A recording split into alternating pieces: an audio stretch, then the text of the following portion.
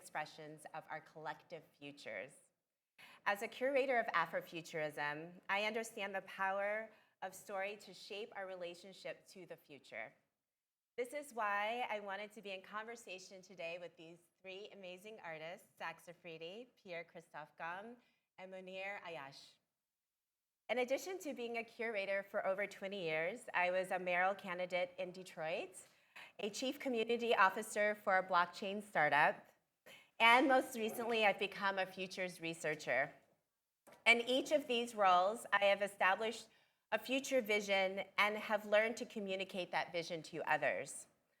I found that the more rooted in culture a story is, the deeper the connection. I've also found that people are curious about the ways in which traditions can transform and evolve into the future. This is the one thing I know inspires them to imagine over and beyond their mental limitations. My work is centered on the belief that through exposure to the possibilities, or like jazz musician Sun Ra said, the impossible, the mind can shift. It all starts with establishing what I call an Afrofutures consciousness, a foundation for the ethical imagining of a just future. Last year, I created a method to begin cultivating this decolonized mind called the Dinkanesh method, which combines elements of Afrofuturism and foresight. Through a series of imagination exercises, the Dinkanesh method relies on the magic of artists who are the best ones to illustrate the impossible. They make our story visually seductive and challenge our understanding of potential futures. This process is healing and necessary for innovation to flourish. I curated this panel because each of these artists has a story to tell that is culturally grounded in ancestral wisdom, which guides us through the various realities of our world. The impossible comes alive with each presentation today. As you listen to our conversation, think about the ancestral wisdom that shapes your futures. What new stories do you need to envision and manifest to manifest a harmonious and just future? After our conversation, we will open it up to questions, so please be ready. So let's begin. Based in New York, born in Pakistan, Afridi's work exists in a genre he termed as sci-fi Sufism, which is about discovering galaxies and our worlds within ourselves. He draws upon inspiration from Sufi poetry, South Asian folklore, Islamic mythology. He is a recipient of the Cannes Lion Awards and has been featured on BBC, Al Jazeera, and more. Afridi. Thank you. I'd like to talk really briefly today about a project, a body of work that I've been working on for a few years. It's called Space Mosque.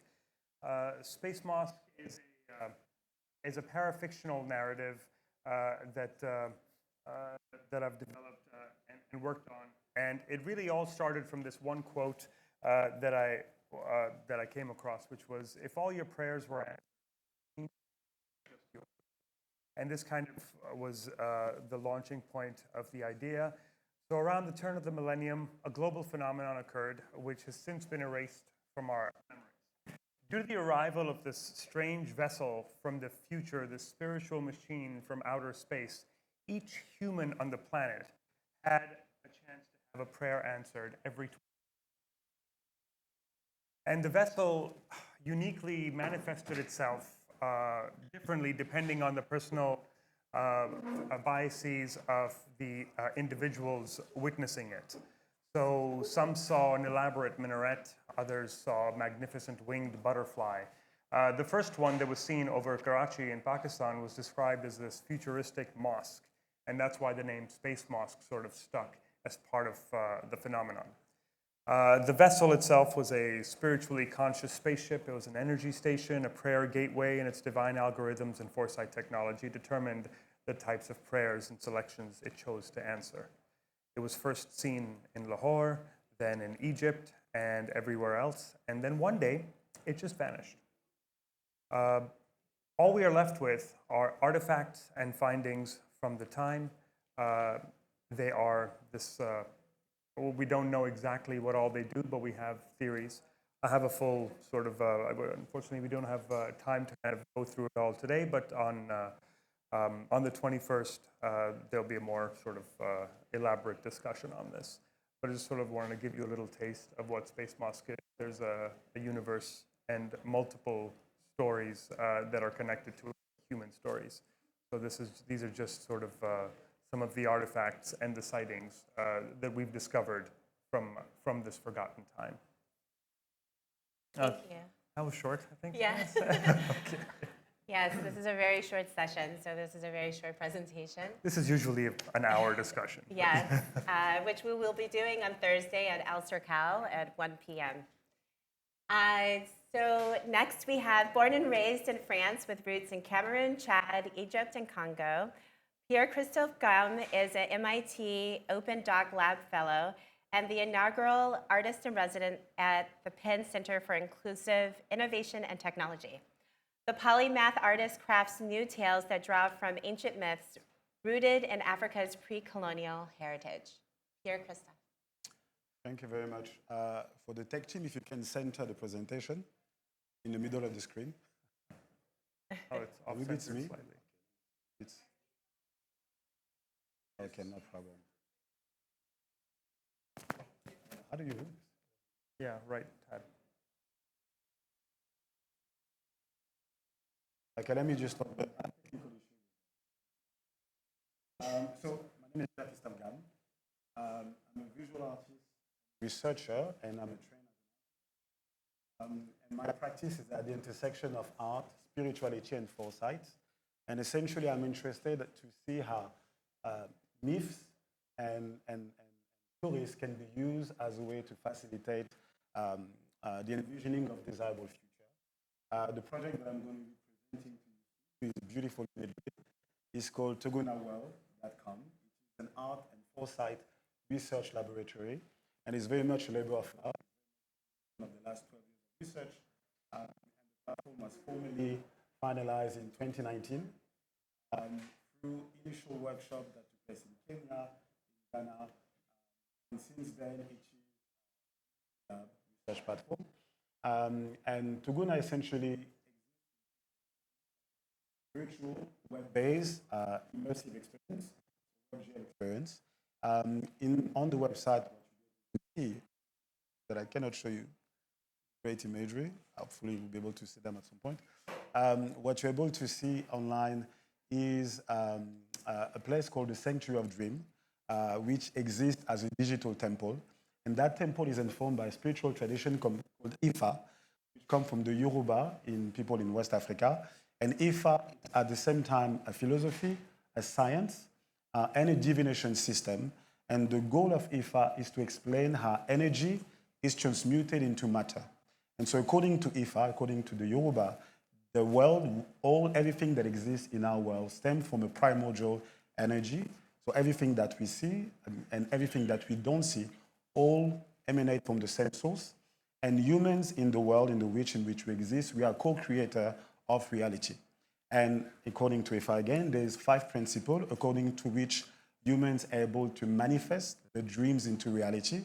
And translated in English, one is the body, the mind, the spirit, the heart, and the soul. And these are the 5 principles which I use, the presentation so I'm going to take them through, which are the principles which I use as we venture through the experience. Very okay, so the project was Unity for Humanity. Okay, so this is what I was just describing to you now, so we didn't miss much time. This is what it looks like. So this is the Sanctuary of Dreams. It is accessible. Yep. So this is the Sanctuary of Dreams. Better? Increase the volume, please. So this is the Sanctuary of Dreams, WebGL space I mentioned. So you can access it directly through the browser, or you can access it with a VI set. And this space was developed in collaboration with the Afridi. It's very much designed as if it was a traditional world, but in the digital space, essentially. And that space served to onboard participants to a workshop, so a future workshop, which I call the Future Dreaming Ritual. And there's a series of, thank you very much. Hello? Perfect. Okay. Now we're good. You could not hear from the beginning. Okay, now let me go through. It's good. Let's go through the deck. Let's go more formally through the deck. Shame. Okay, so Toguna World is an innovative art and research lab that serves as a dynamic platform for cross-cultural conversation on desirable future. At its core, the Century of Dream, an immersive 360 with at its core, the Century of Dream. At its core lies, the Century of Dream, an immersive 360-degree WebGL experience designed as a digital temple. Drawing inspiration from Ifa, the ancient spiritual tradition from West Africa, and the ancient West African divination system, this sacred space is composed of 5 ritual buildings encircling an open courtyard. So this is what you can see here. It is a realm where art, spirituality, and technology come together, providing participants with the unique opportunity to explore the deepest aspiration and co-create visions for shared desired future. So essentially, this ritual very much centers on people's desire. And what we go through the ritual, we look at 5 questions. How will we eat, play, dream? And I think I present it on the next slide. So this is what it looks like. So everybody's welcome to go online to explore it. I'm speeding because of time. And so the Future Dreaming workshop series. So essentially in the workshop, we go for 5 questions. How will we eat, play, dream, love, and pray in the context of an ideal future? And it obviously looks at food production, distribution. Play looks at economy, but very much understanding that money as a currency is a social construct. So behind economy is very much about how do humans collaborate together towards shared visions. Then how will we dream looks at education, sharing our knowledge, but it looks at external knowledge and intuition, inner knowledge. How will we love looks at community, interdependency, mutual support. And how will we pray looks at wellness, spiritual, mental, and physical. So these are the 5 questions which are explored through the ritual. And essentially the question that is asked to participants is that in an ideal future, how would you like to feel? So the feeling is the foundation upon which the design occurs. And so the Future Dreaming series, developed in collaboration with African Rising, a grassroots network of 44,000 members, builds on Toguna's unique workshop methodology known as the Future Dreaming Ritual. This approach helps participants self-transcend self-limiting beliefs, and explore foundational questions such as how will we eat, play, dream, love, and pray in an ideal future. The insight gathered will be presented, so this is what I've been working on now. The insight gathers will be presented as part of large-scale installation set to be unveiled through 2025. And this installation will showcase diverse visionary perspective on our shared future in the hope of sparking public discourse and positively shaping the conversation that will define tomorrow. Yep, and this is it for me. Awesome. Thank you so much, and I'm glad that we got that all worked out. So now, born in France with Moroccan heritage, Mounir Ayache's technological creations cast an unfamiliar light on the political and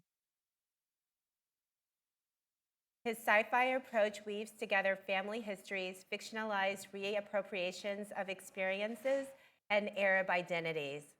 Ayache has shown in Biennial Manifesta 13 in Barcelona. He was a winner of the Creator Stores with Adidas residency, and more species in Rome.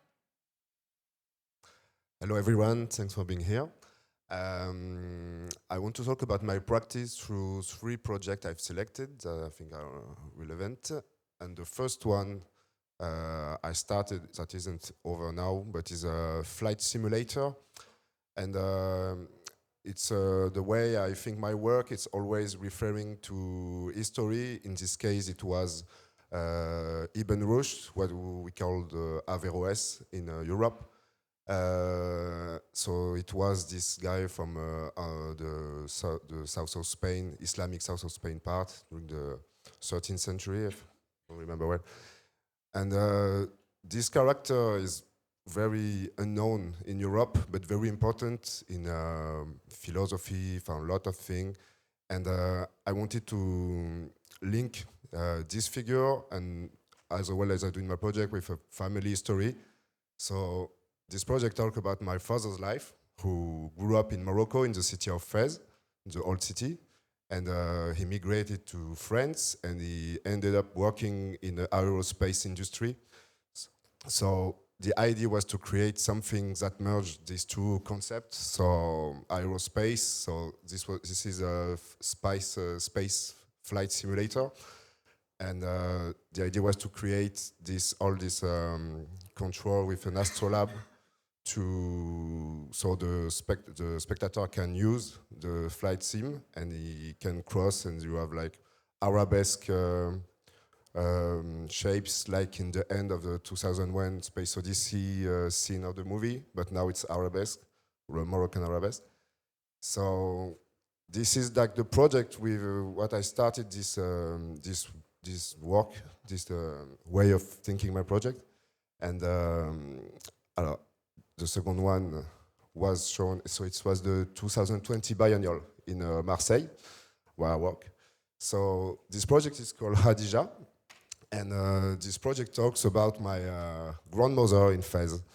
So my father used to, I knew her a bit because she died when I was young, but she always talked about her like a heroine. So I created this character when she became like Marvel superhero. Oh, sorry, I don't. She's on the table, and the spectator could enter the space, and she's in conversation with an AI, talking about politics and how she wants to be free, and it was like a metaphor of the 50s in Morocco with the end of colonization. And the idea is always to refer to stories, for familiar story for this one, and to project it in the future and to imagine what could be the future from a Moroccan perspective, I think. And for Morocco, it's interesting because we are the cross between Arabic world and also West Africa. So especially in Fez, as you have this pilgrimage from West Africa coming, and for example, my grandmother was working with people from Senegal and Mali.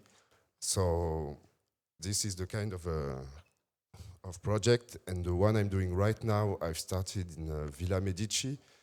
I don't know if there is images.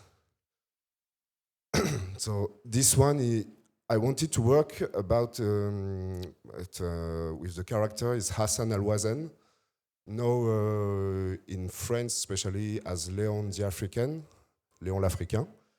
And he was this 16th century character that was like a diplomat for the Sultan of Morocco. And he was captured by Sicilian pirates and offered to the Pope at the time. And he was asked to write a book, description of Africa, which was the first book to describe seriously Africa in Europe, and it was a bestseller at the time. And also, for me, it was the beginning of Orientalism and the starting point of colonization, so to see something, to make dreams in Europe about Africa, North Africa. And the idea was to take this character and put it 1,000 years in the future from his era, so in 26th century. And so now I'm working on dioramas, you can see on the left. It's like, the idea was to use this form of sculpture because in Europe it was a lot about colonial era, so this form of presentation. So now it has totally disappeared. So the idea was to reuse this format, but from someone descending from colonization, and also, so I also put the same environment in video game, and so and this is the detail. So this is like episode where you can see, so this is like a spaceship in the future, and you see it's engraved with different patterns from mosque, palace, from all the Arabic region. And right now I'm developing a video game where you can control this character, Hassan Al-Wazan, and you can discuss with futuristic character in this video game. And maybe it's time, no? It's okay. And so I'm working with a 3D scan company which is based in Paris, and they have different scan from the MENA region, also Africa. So like right now I'm working with Agadez Mosque, Pizé Mosque. So you can enter, it's like in 500 years, and you can talk with people, understand what's going on.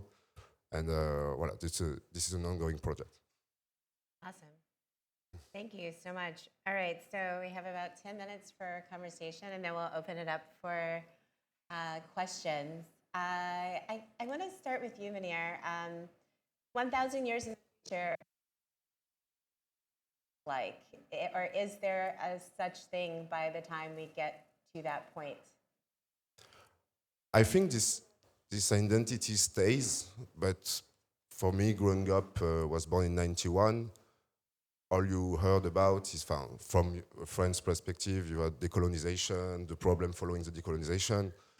For me, all those problems are solved, and you get back to a state like it was in the 16th century, where you have exchange. I was born with internet, so I think my way of thinking of the relation between countries and people, and for me it's like a big réseau link, like a network. So I think and I hope it will dissolve some frontier. And it was interesting working on the 16th century, because you can read map from the time, and it's totally different. Especially for Africa, you have like 3 zones. It's not the same. So we cannot imagine now what would it be, but I know it will be totally different from what we are now. So, and I hope it will be more fluid.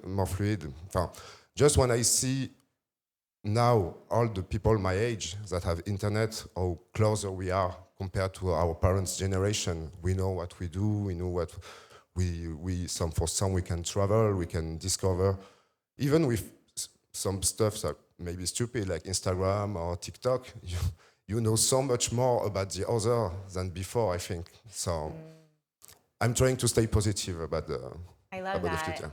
It reminds me of something that Pierre-Christophe says often: the end will look like the beginning. And I like this kind of circling back around. So Pierre, why Ifa? Like, why very specifically that spiritual practice? Did you grow up with that, or how did you come in contact with it? So, not at all. I'm from Cameroon and Chad and Egypt, so I don't have direct connection with Ifa. But I was interested in the question of the future of the African continent, because very similarly in thinking about decolonizing movement, and my family have a particular story where my dad was a diplomat for France, and had to leave Cameroon. And when we were growing up, we traveled across Africa, but I only was able to go to Cameroon the first time when I was 29 years old. So I was very much aware of colonization growing up. And at the same time, and I was born similar to Mounir, I'm born and raised in France. And at the same time, I looked at demographic shift that will be happening on the African continent. By the end of this century, Africa is going to become the most populated continent in the world. And nearly 40% of the world population will live in Africa. So it means that the way we understand the dynamic of power in the world today is going to change drastically, and people living alive today will get to see it. And so with the understanding that the future, like the present, is ultimately informed by our dreams and our imagination, I was interested in looking at what are the tools that could enable us to be able to situate ourselves in the present, for us to start envisioning a future that we desire, as opposed to a future that we'll have to accommodate ourselves with, right? And when I looked at IFA in its core philosophy, very much questioned this nature of reality, by centering humans as co-creator of our world. And that's very much aligned with my own philosophy. And the more I looked into IFA, the more I realized that as a philosophy, it was very much creating a space that could enable people to center their own intuition, their own desire and inner voice into this process of collective envisioning. And so that, for all of this reason and more, this is why IFA came very important. And I think I would say the other aspect as well is that I very much see art as spiritual. And when you look across civilization in the past, art was always, now there is a way that we understand art as a commodity, right? There's a price of art, there's the value of art, etc. But that's very contextual. Before, across civilization, art, artistic experience, and this is in all of its art form, musics and so forth, it was used as tools to help individuals and communities transcend the material, limited, physical reality of our world and to be able to connect with something invisible, something that can only be experienced, right? Transcendental. And so I very much see art as some kind of launchpad, that can enable us to tap. And ultimately, it's about creating rituals that enable us to tap within. And in that sense, this is how I use art, and this is why IFA came as the right way towards this project. I love your project because it's such an amazing example of Afrofuturism, pulling on cosmologies and to inform our now and into the future. I'm thinking about transcendence as sex. So prayer becomes a commodity, and so we are witnessing the post-event. What happens? How does that impact our future? Like this event, what I am curious about, if you could just share maybe one of the theories of why they came and then how that might have created a different future for us or a different trajectory globally. Sure. First of all, could everyone hear me earlier when I was somewhat? Okay, so you understand somewhat of the concept of No? Okay. of Space Mosque. So, all right, I'll do this quickly then. So Space Mosque is a parafictional phenomenon that occurred in the near past, we think somewhere around 2002 to 2005, where this spaceship from the future arrived, and along with it, each human on the planet had the ability to have one prayer answered every 24 hours. So when everybody has a prayer that can be answered every 24 hours, every religion, every human being, good things happen and bad things happen.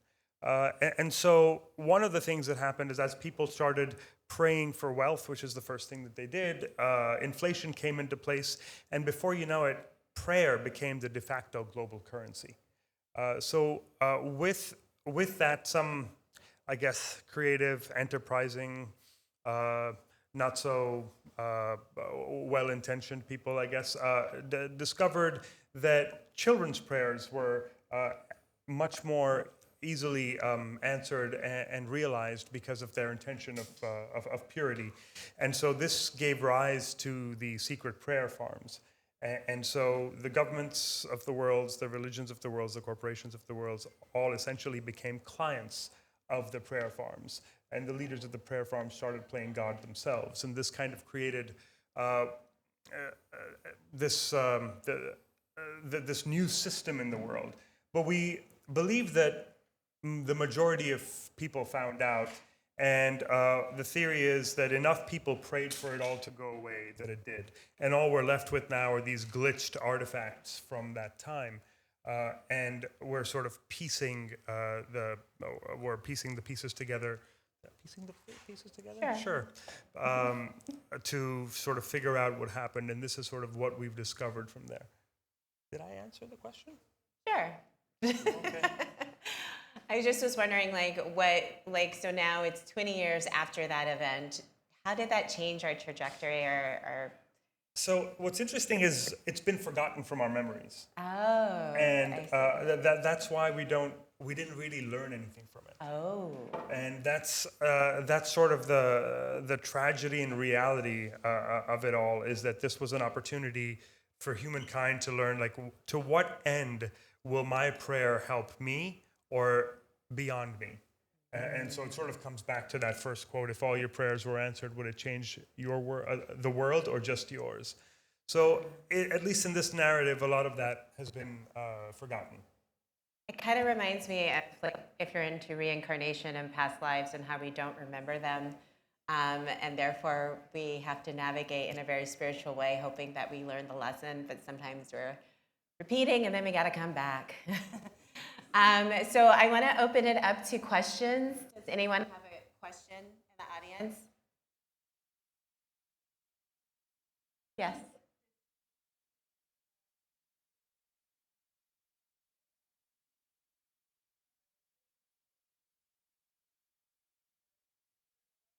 Yeah, so Can you repeat the question? the question was, what about the evil prayers? What would happen to them if they were realized? So the vessel itself had intention algorithms put into the place. So when a prayer would go in and it would detect jealousy and other sort of greed and other impurities in the prayer, it would not realize them. So the way to get that prayer realized, though, is to get a child to pray for it. And that was sort of the way around into getting it. But then, fortunately, there were enough people from the other side praying for the opposite, so it balanced each other out. Awesome. Oh, a way to navigate the system. Intentionship. Yeah. Does anyone else have a question? Yes.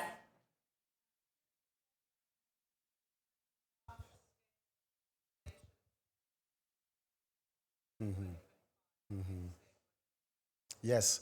So the first one will take place in. Repeat the question. Yeah. So the question was about the large-scale installation. So I was mentioning before that. Hello. I was like, this is playing with me. When it's my time, it's. So essentially, this is a research exercise around future, and the goal of it is to be able to bring forward alternative vision of the future, because right now, very much here this is a gathering of people that intentionally consider and understand the fact that reality is imagined and designed and then created. But in the context of the general public, there's a sense that the future is something that just happens and we have to kind of make way with it. And the goal for me is to bring forward more optimistic positives of the future and to create installation that enable the public to be able to take part in that process of envisioning. And so as part of the first investigation that we just completed, there's going to be a series of installations. The first one is going to be in Greece, in Athens, with the Onassis Foundation. So this will be during Plasmata. It will be in the summer. And then there's a series of different installations that will take place. There is in Belgium. I cannot talk yet too much about it. There's one in Nigeria. There's a series that are happening next year and then in the years to follow. But essentially, the goal of this project from the beginning was to operate on two levels, to have it as a digital experience, and that is continuing. There's a series of new artifacts that are being designed. There's an AI oracle, which is soon to be released, and to have it as a physical installation. And I think similar, interestingly, into our practices is that as part of this research, there is the space for which the investigation, the dreaming takes place, but at the same time, as part of the physical output, I'm creating a series of objects. There's like an angle in which we have to. Okay, let me just shout. So there is a series of objects which I'm developing at the moment, and I'm working with a series of artisans across Africa, and each of these objects are informed by specific rituals, and I kind of see them as totems of the future. So it's a very large ongoing investigation project. Awesome. One more question. Yes. She's right behind you. There you go. Oh, well. I was interested in the fact that we are talking about myth and linked to perhaps archetype or African archetype. And I'm very pleased to have your different vision. And you are talking about across Africa. We have some American experience and about diasporic experience. So my question is, And I link to another foresight methodology about CLA. I don't know if you are Causal aware layered about analysis. CLA. Yeah. It's different layers. And the deepest you dig into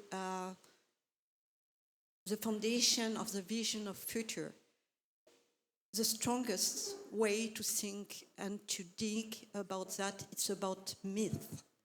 So my question for all of you is about, have you found common myths in your investigation in African cultures? Okay. Your audience, have you found something similar, common? And are you seeking to work all together? I mean, to realize a real African project, a continental project, and to look for common ground about vision of future. It's ambitious, I'm sorry, but I'm very interested about that. Thank you so much. We have 5 minutes. So I'm going to, if you can answer this one final question along with her question. And we only have 5 minutes. I'll make a very... What would be your recommendation for the next and future generations? So if you can hopefully combine her question with this last question, and then we're going to close out the session.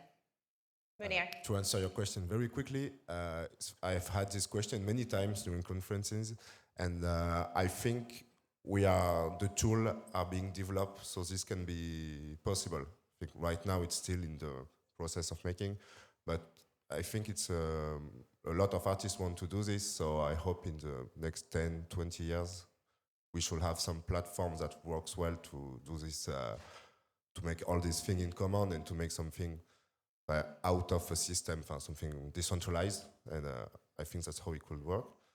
And for the next generation, to the question, I think it's really important for me to next generation that are coming to give them dream and to create content. For me, I really like entertainment, movies like blockbuster, and some things that can craft idea in a children's mind and give him the want to become engineer, I don't know, or artist. I think we need more content with other cultural perspective. And I think that's what we have to work on.